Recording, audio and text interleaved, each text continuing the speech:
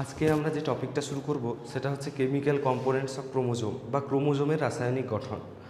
তো এটা জানার আগে আগে আমাদেরকে জানতে হবে ক্রোমোজোম জিনিসটা কী, ক্রোমোজোমটা কী সেটা সম্পর্কে আমাদের জানতে হবে। তো ক্রোমোজোম কোথায় রয়েছে না, আমাদের কোষের মধ্যে যে নিউক্লিয়াসের মধ্যে রয়েছে, আমরা সবাই সেটা জানি।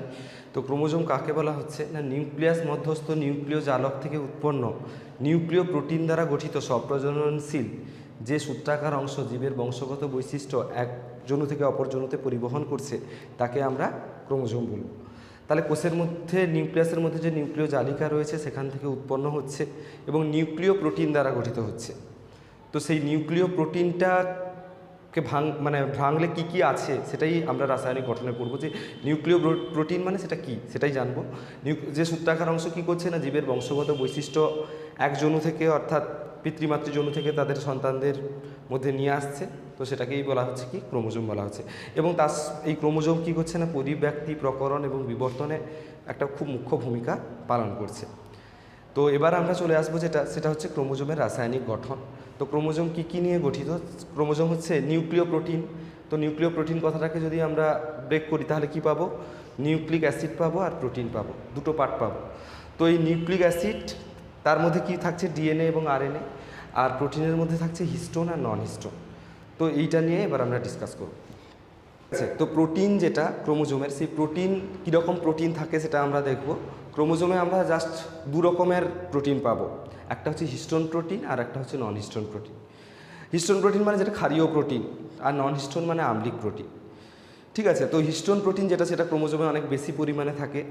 এখানে এই হিস্টোন প্রোটিনে যে অ্যামাইনো অ্যাসিডগুলো থাকে সেগুলো হচ্ছে তোমার লাইসিন, আর্জিনিন, হিস্টিডিন এই জাতীয় অ্যামাইনো অ্যাসিডগুলো থাকে। আর নন হিস্টোন প্রোটিনে যেগুলো থাকে সেগুলো হচ্ছে ট্রিপ্টোফ্যান, টাইরোসিন এই জাতীয় অ্যামাইনো অ্যাসিডগুলো থাকে।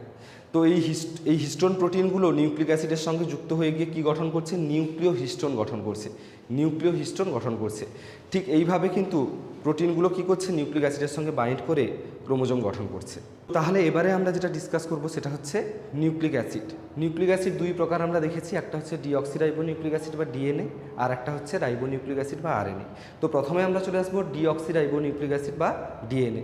তো ডিএনএটা কোনটা না, ডিঅক্সিরাইবো শর্করা দ্বারা গঠিত স্বপ্রজননশীল যে সূত্রাকার অংশ কী করছে না, বংশগত বৈশিষ্ট্য বহন করছে তাকে বলা হচ্ছে ডিএনএ। তো ডিএনএটা তাহলে কী দ্বারা গঠিত, ডিঅক্সিরাইবোজ শর্করা দ্বারা গঠিত। ঠিক আছে, তো ডিএনএর এবার যদি আমরা রাসায়নিক গঠনটা দেখি যে ডিএনএ কী কী, ডিএনএ তো একটা বৃহৎ অণু, তো ডিএনএ কী হচ্ছে ডিঅক্সিরাইবোনিউক্লিওটাইড দ্বারা গঠিত হচ্ছে, ডিঅক্সিরাইবোনিউক্লিওটাইড। তো ডিঅক্সিরাইবোনিউক্লিওটাইডের মধ্যে আবার কোন কোন অংশ রয়েছে না, ডিঅক্সিরাইবোজ সুগার রয়েছে, নাইট্রোজেন বেস রয়েছে আর ফসফরিক অ্যাসিড রয়েছে। তো ডিঅক্সিরাইবোজ সুগার হচ্ছে একটা 5 কার্বন বিশিষ্ট সুগার। নাইট্রোজেন বেস যেটা রয়েছে তার দুটো ভাগ আছে, একটা হচ্ছে পিউরিন বেস আর একটা হচ্ছে পিরিমিডিন বেস। পিউরিন বেস হয় আর হচ্ছে পিরিমিডিন বেস হয়। এবার এই পিউরিন বেসের মধ্যে থাকছে অ্যাডেনিন আর গুয়ানিন, এই দুটো বেস থাকছে পিউরিন বেসের মধ্যে, এবং সাইটোসিন আর থায়ামিন এই দুটো থাকছে পিরিমিডিন বেসের মধ্যে। আর তো ফসফরিক অ্যাসিড আছেই। তো এই জিনিসগুলো নিয়ে কি হচ্ছে না, ডিএনএর ডিঅক্সিরাইবোনিউক্লিওটাইড গঠিত হচ্ছে। অনেকগুলো ডিঅক্সিরাইবোনিউক্লিওটাইড মিলিত হয়ে গিয়ে আবার কি গঠন করছে না, ডিঅক্সিরাইবোনিউক্লিক অ্যাসিড গঠন করছে। এবার আমরা যেটা ডিসকাস করবো সেটা হচ্ছে আরএনএ। ঠিক আছে, দুটো উপাদান ছিল নিউক্লিক অ্যাসিডের, একটা হচ্ছে ডিএনএ আর একটা হচ্ছে আরএনএ। ডিএনএ সম্পর্কে আমরা জানলাম, এবার হচ্ছে আরএনএ।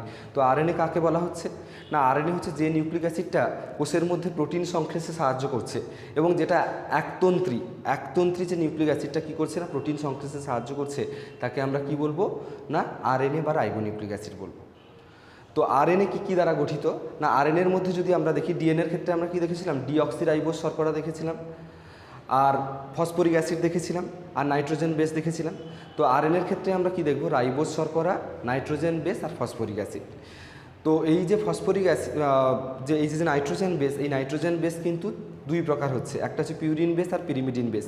পিউরিন বেসে সেখানে আমরা দেখেছিলাম অ্যাডেনিন আর গুয়ানিন, যেটা ডিএনএর ক্ষেত্রে এবং আরএনএর ক্ষেত্রে দুটোর ক্ষেত্রেই কিন্তু সেম। তাহলে কোনটার চেঞ্জ হচ্ছে না, পিরিমিডিন বেসের চেঞ্জ হচ্ছে। পিরিমিডিন বেসের ক্ষেত্রে তার ক্ষেত্রে আমরা সাইটোসিন আর থায়ামিন দুটো দেখেছিলাম। এর ক্ষেত্রে আমরা কি দেখব, থায়ামিনটা থাকবে না, তার পরিবর্তে ইউরাসিল থাকবে। তাহলে কি হলো, পিউরিন বেসেরগুলো হচ্ছে অ্যাডেনিন আর গুয়ানিন, আর পিরিমিডিনেরগুলো হলো সাইটোসিন আর হচ্ছে ইউরাসিল। তো এই হচ্ছে না আরএনএর নাইট্রোজেন বেস। ঠিক আছে, আরএনএকে আমরা 3 ভাগে ভাগ করব। সেই 3টে ভাগ কী, একটা হচ্ছে এমআরএনএ বা মেসেঞ্জার আরএনএ, টিআরএনএ বা ট্রান্সফার আরএনএ, আর একটা হচ্ছে রাইবোজোমাল আরএনএ বা আরআরএনএ। এবারে আমরা যেটা ডিসকাস করবো সেটা হচ্ছে ডিএনএ আর আরএনএর মধ্যে পার্থক্য, ডিএনএ আর আরএনএকে মধ্যে কী কী ডিফারেন্স রয়েছে। তো সর্বপ্রথম যে ডিফারেন্সটা আমরা আলোচনা করব সেটা হচ্ছে শর্করার ভিত্তিতে। ডিএনএটা ডিঅক্সিরাইবোজ শর্করা দ্বারা গঠিত, আরএনএটা হচ্ছে রাইবোজ শর্করা দ্বারা গঠিত। তো এই দুটোই হচ্ছে 5 কার্বন বিশিষ্ট সুগার। এটা হচ্ছে ডিএনএর ক্ষেত্রে সেটা হচ্ছে ডিঅক্সিরাইবোজ, আর আরএনএর ক্ষেত্রে সেটা হচ্ছে রাইবোজ। এটা একটা পার্থক্য বলতে পারি আমরা, গঠনগত পার্থক্য। আর একটা পার্থক্য বলা যেতে পারে ডিএনএ ডবল স্ট্র্যান্ডেড অর্থাৎ দ্বিতন্ত্রী, আর আরএনএ একতন্ত্রী। এটা একটা পার্থক্য বলা যেতে পারে ডিএনএ আর আরএনএর মধ্যে। এছাড়া আমরা নাইট্রোজেন বেসগত একটা পার্থক্য বলতে পারি। ডিএনএর ক্ষেত্রে অ্যাডেনিন, গুয়ানিন, সাইটোসিন আর থায়ামিন এই 4টে বেস রয়েছে। আর যেটা আরএনএর ক্ষেত্রে কি হচ্ছে অ্যাডেনিন, গুয়ানিন, সাইটোসিন আর ইউরাসিল রয়েছে। তো সেটা হচ্ছে আরএনএর ক্ষেত্রে। আর যদি আমরা কাজের ক্ষেত্রে দেখি তাহলে সেটাও একটা পার্থক্য আমরা পাবো। ডিএনএ কি হচ্ছে না বংশগত বৈশিষ্ট্য বহন করছে এক জেনারেশন থেকে অপর জেনারেশনে। আরএনএ সেখানে সে কী করছে না প্রোটিন সংশ্লেষ করতে সাহায্য করছে। তো আরএনএও কিছু কিছু ক্ষেত্রে জেনেটিক ম্যাটেরিয়াল হিসেবে ব্যবহার হয়, সেটা হচ্ছে বিভিন্ন ভাইরাসদের ক্ষেত্রে মেনলি হয় অনেক সময়। কিন্তু আরএনএ এমনিতে ইউক্যারিওটিক কোষে যেটা সেটা কিন্তু প্রোটিন সংশ্লেষের কাজটা কিন্তু করে।